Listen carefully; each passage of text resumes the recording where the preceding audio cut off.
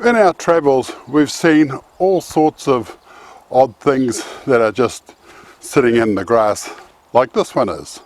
And some have been put into museums, and some just sit where they sit and get on with themselves, and there's a little bit of rust here and there. But this crane is a Morris. It says here it's got a Morris engine sitting in it. There's a place for the driver and the steering wheel, and the crane out the front. There's winches in the back here.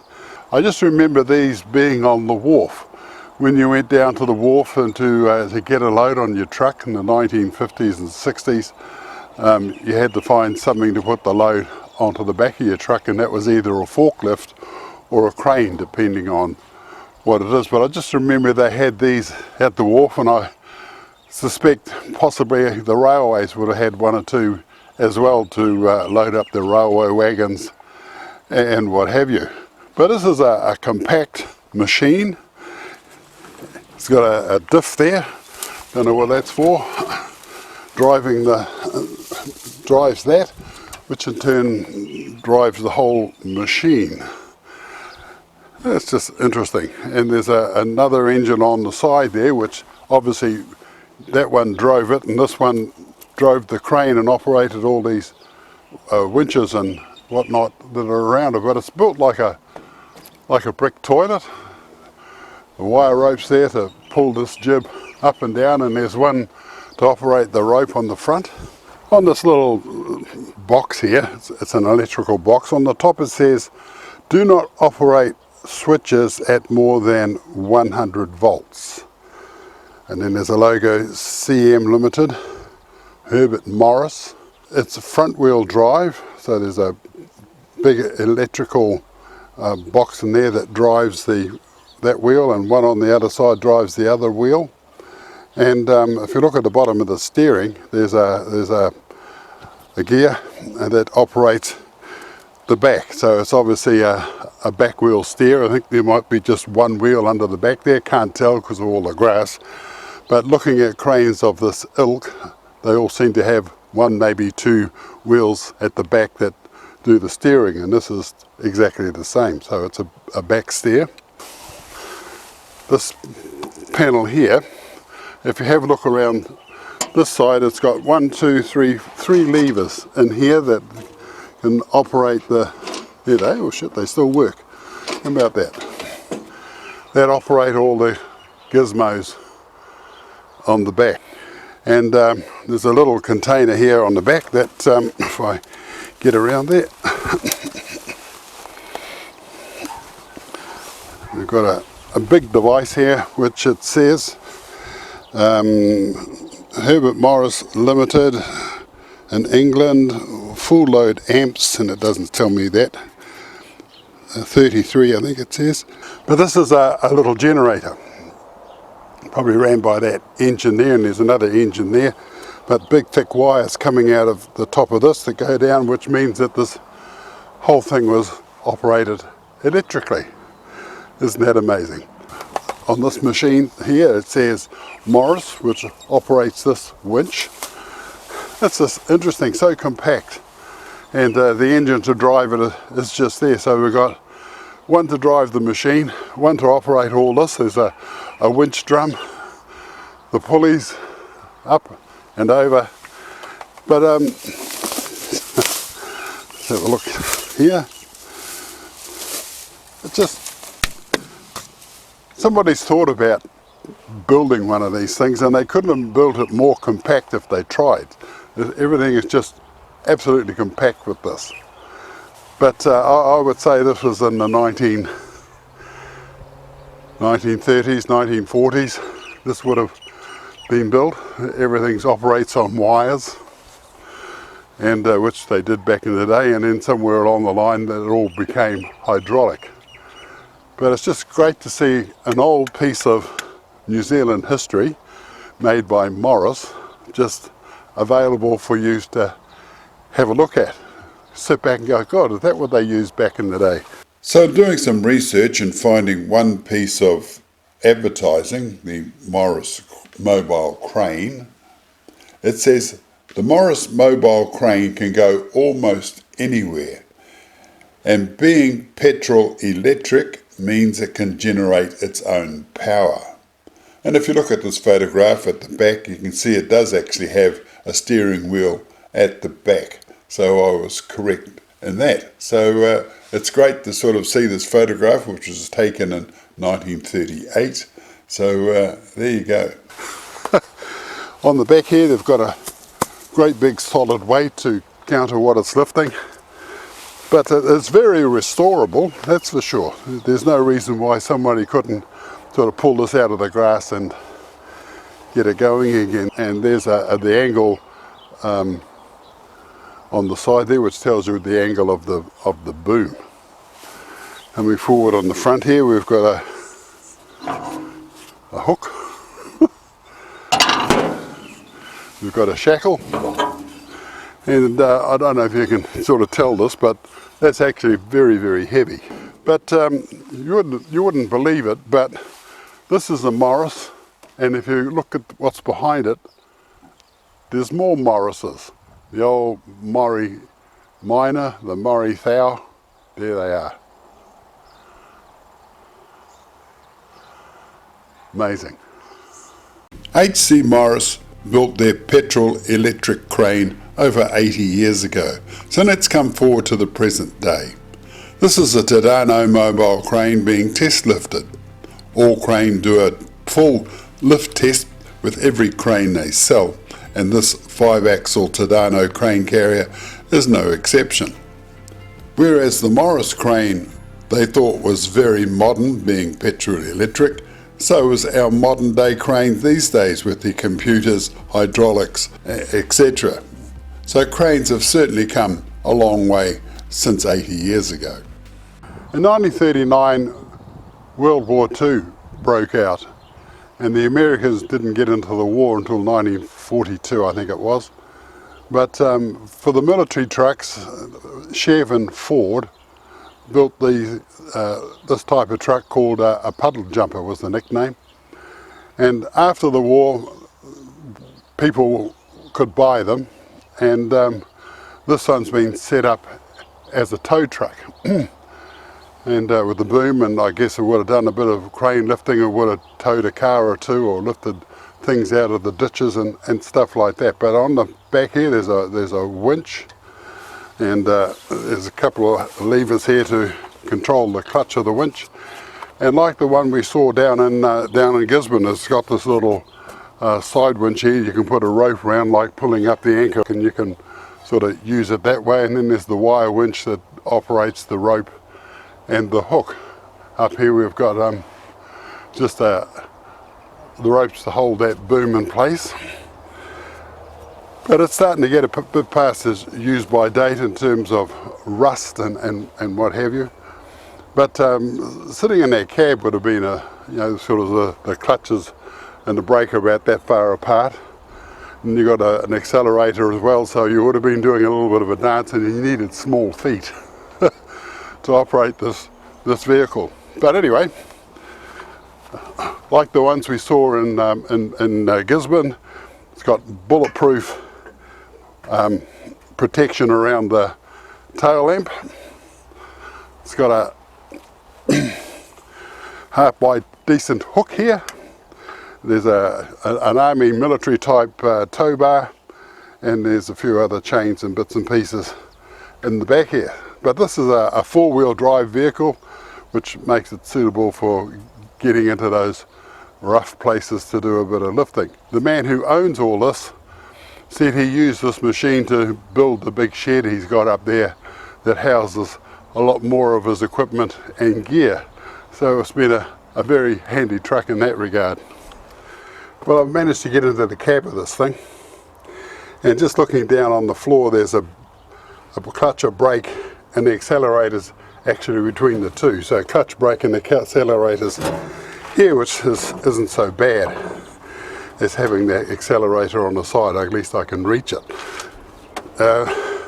What we've got here is a gearbox, another gearbox, 1 lever, 2 lever, 3 levers. Not quite sure what they did, but they would have put a power takeoff into gear or something like that, and to operate the machinery on the back. But during World War II, sort of this would, in the desert, this would have been as hot as hell. It's as ugly as sin. But they're called a puddle jumper, and I'm not quite sure why. Maybe if you know why, you could let me know. There's my details.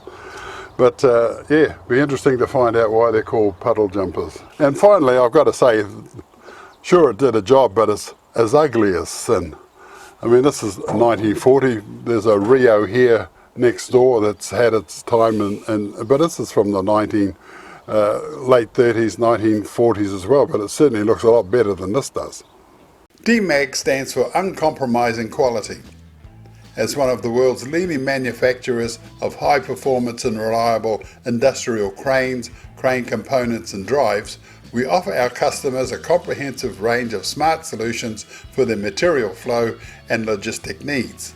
Our name is synonymous with maximum safety, reliability and innovation. We provide our customers with smooth processes, maximum efficiency and best results. So, want to find out more? Just call All Crane on 0800 All Crane or check out their webpage www.allcrane.co.nz.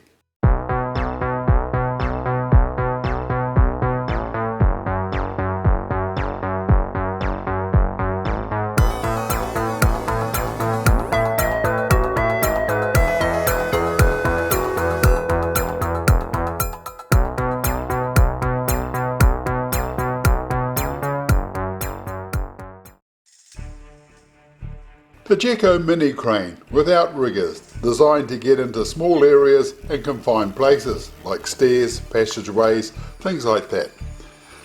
Because they don't have a huge setup time, this saves money and time. Gecko, the crane that does all those little jobs in tight places. For more information, check out www.allcrane.co.nz.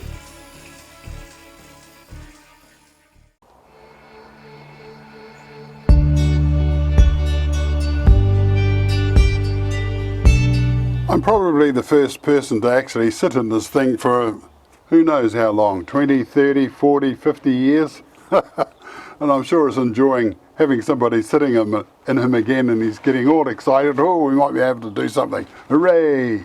But no, you're too far gone, I'm afraid.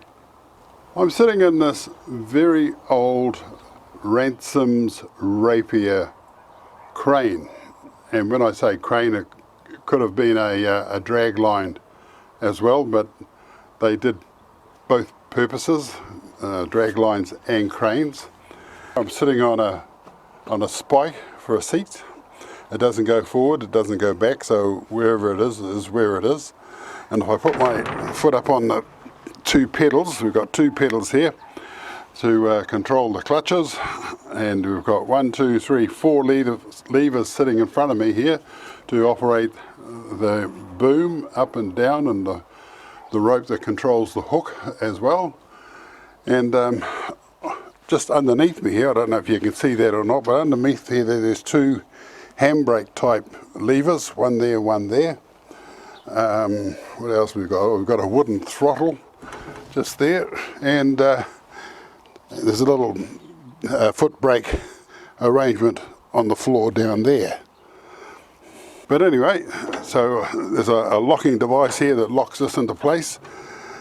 So I'm ready to start work.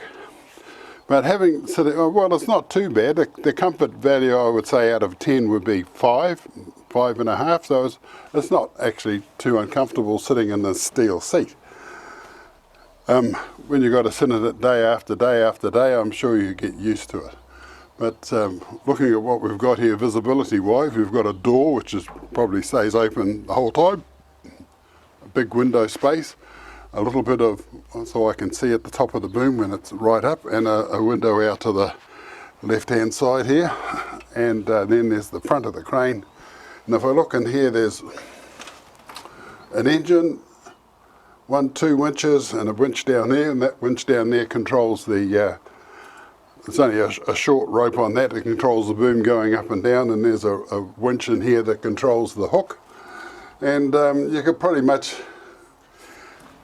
have a bit of a party in here actually. There's more room there's more room in here than you'd actually think. When you sort of see this sitting on the side of the road, you think, oh God, that's small, but it's not.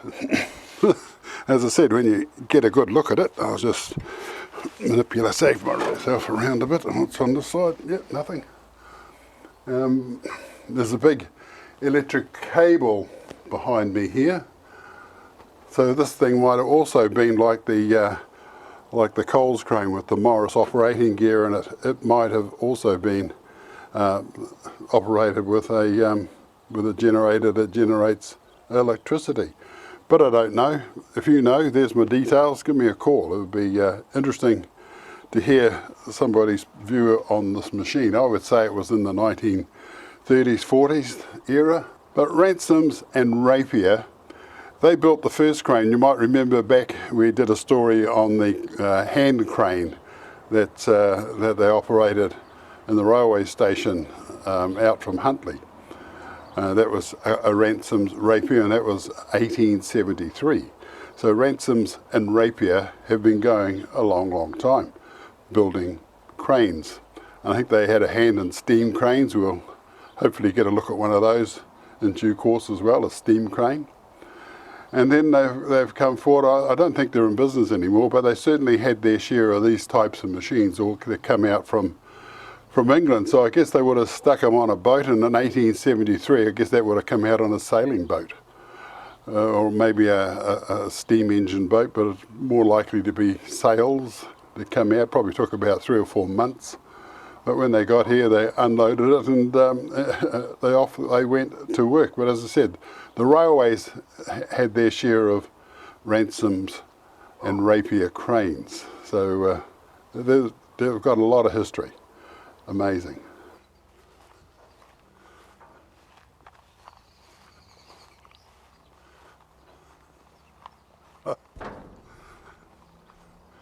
So there you go, another piece of the in all part of cranes and all. After the break we're going to have a look at a very old machine that we took some years ago. Tadano have been building cranes since 1956. Tadano is the name in mobile cranes, from 2-axle to 7-axle cranes as well as track cranes. Tadano, a great choice of crane. So if you're looking for a crane, why not choose Tadano? Tried and true. To find out more, just go to allcrane.co.nz. Christmas isn't all that far away, and so if you're looking for a present for the truck driver or somebody interested in transport in your life, then my Talking Trucks book might be just the thing. So if you'd like a copy, just email me, billhohepper@extra.co.nz, and I'll take your details and I'll get a copy in the post to you. Now this book covers trucks basically heading back from about 1972 to the time they started making vehicles. So a good historical book, and tells you all about the New Zealand transport industry up until about 1972. So for a Christmas present, perfect. Email me, billhohepper@extra.co.nz. Fassi, an extraordinary crane. So if you need a crane fitted to your truck, either behind the cab or on the back, then Fassi is the crane you need. Fassi can load your truck and trailer as well as unload them. A versatile crane that saves time and money. So to find out about getting your Fassi crane, just call All Crane on 0800 All Crane, or check out their webpage at www.allcrane.co.nz. Doug, the shovel. I mean, they had steam shovels, I think, to start off with. Yeah. And then they've progressed to the diesel engines or petrol engines. Mm-hmm. And this basic design, they've got the arm, the dipper, and this big ugly thing on the front that picks the material up and swings it about, and the bottom falls out of it and onto the truck it goes. It dumps, But when I was a kid, it terrified me. I just thought that was that's just the most intimidating piece of machinery around. But in Dunedin, they've got one of these that was a steam. There were two guys to operate it, one Right. shoveling the coal and keeping the fire going, Yeah. and the guy sort of sitting in the front, which is open, just levers and. Lever man, yeah. But it's a monster. Well, it seems to be narrow, but it's very, very high. Yeah, it is, yeah. Yeah. So these have been around. This is 1930s, you were saying? Yeah, 32. But the system's been around forever. Oh, yeah, for years, yeah. Maybe you could just tell me about this particular one. Well, this one, Bucyrus Erie, which big manufacturer in their day, this was a transition machine between steam and petrol or diesel. So they were steam builders, and they still had that idea in their head. So they used, you'll see the crowd engine up there to run your stick in and out, is basically a steam engine, but it runs on air. And the swing engine was the same way. So that they run their main hoist on a friction, which all the later ones did. So there's a huge air compressor at the back underneath the engine, and it was they only built them for a couple of years, and then same thing, they figured, oh, this is too complicated, we'll go to straight frictions and brakes and clutches. So there's only a couple of these left in the world that we know of. Wow. And it runs good, but it's just, you know, it's complicated. There's just more stuff than you need, really. Sure. When you know, at the time when they built the cab for these things, there was no imagination at all. It was just an absolute square box, and Yeah.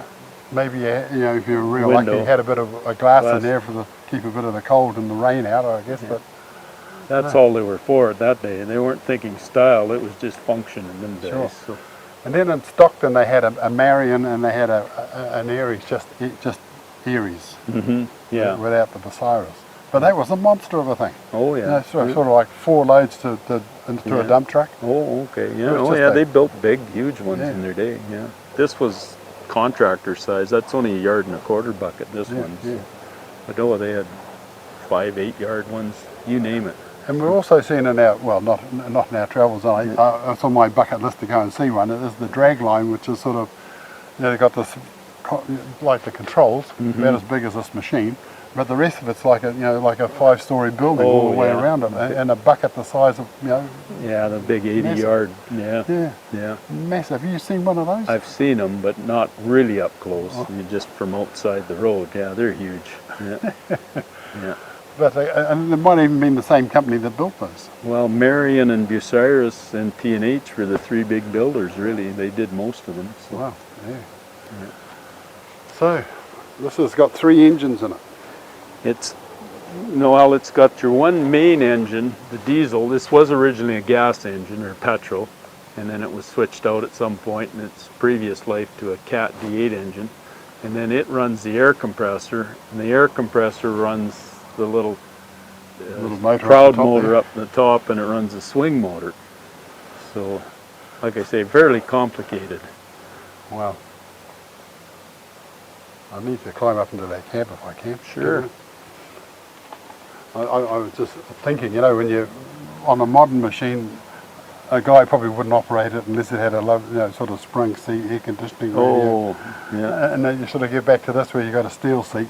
Yeah, that's right. Well, maybe a bit of spring in it, but Yeah, not much. Spend your day pulling those levers. But an It was a interesting. long day. Oh, Let's see yeah. if I can get up here Sure. without breaking something. Here, I'll see.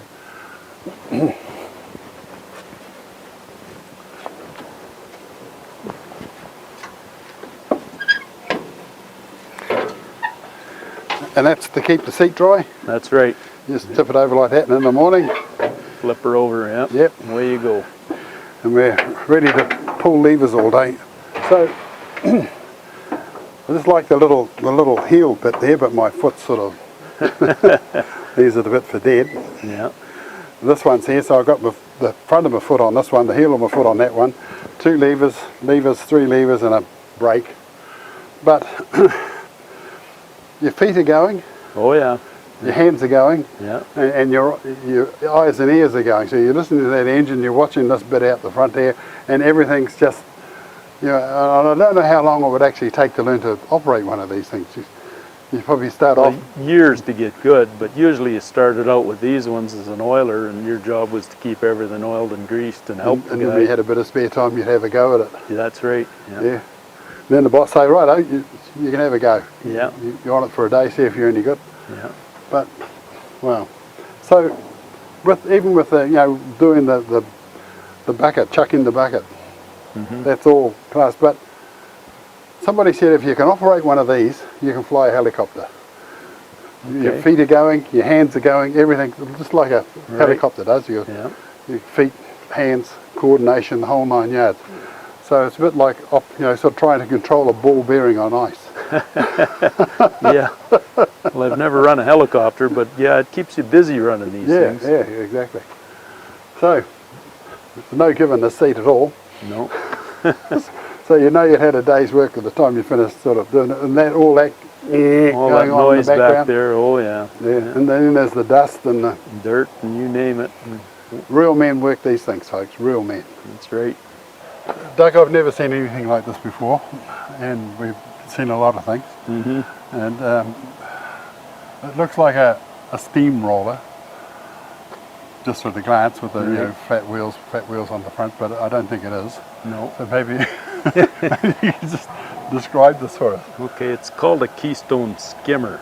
So they were designed to skim off up to a foot thick of dirt, and you'd keep working yourself ahead. If you're working down a road and you wanted to just take off a little bit, you'd load a horse-drawn wagon and he'd take that away, and then you'd gravel your road. So that fairly limited use what they can do, but they were good at it compared to men with shovels. Sure. Doug, 1920s, early 20s, late teens, and this is a hydraulic outrigger. Hydraulic, yeah. In 1920. Yeah, you think that didn't come out till the 50s and 60s, but this machine had it. They were moving so fast, you'd dig 3 or 4 buckets and then you had to move ahead, so you'd have to reset your outrigger so it wouldn't fall over. Sure. So they were smart, they had it figured out in them days. Yeah, I'll say. Well, I just wonder why it didn't catch on back then. Surely somebody must have Sooner, thought. yeah, you would wonder about it. Yeah, if we did that, it's holding this up, maybe we put it on our machine and it does this and it does that. Yeah. Well, there you go. Somebody's had a great idea, but it's it's just before its time. It took a while, yeah. That's right, to catch on. There you go. Nothing new in technology, folks, and as I've always been saying right through this whole program, there's nothing new in mechanicals today, hardly anyway. So you run it from here, or then you stood up on the side and you drove it from up there with the steering wheel. So there's levers everywhere that you've got to be aware of and know what they do. Yeah. There's levers underneath. There's gears everywhere. Yeah. Foot. That's for your swing. That swung your boom back and forth. Sure. And the boom sticking out the front here, folks. So come and have a look at the boom, folks. So Doug, we've got a wire rope, and lots of wire rope. Right. Yeah. And that goes around the pulley at the end to this thing. So this, when it begins its job, is back there. Yeah, and so he pulls one of those levers and it starts winding this rope back that way, which drags this along the front, and it's filling this up with dirt. That's right. Looks very much like a dragline bucket, but maybe it's an early idea from that. Yeah. And you pull the string, and that trips the bucket. That trips the bucket. Down it goes onto the wagon with the horse. Yeah. So this must have been, when this comes to town to do the roadworks, this must have been a hell of a, wow, what the hell is that? Yeah. Would have been taking people by surprise. Oh yeah, yeah. It was there again. It was a state-of-the-art machine in its day. But you look at it now, you think that's pretty crude. But in its day, that was quite a rig. Yeah, amazing. Well, there you go, folks. More history of the human race, I suppose. Get things done. Beat the hell out of doing it with a shovel and a bucket. Amazing.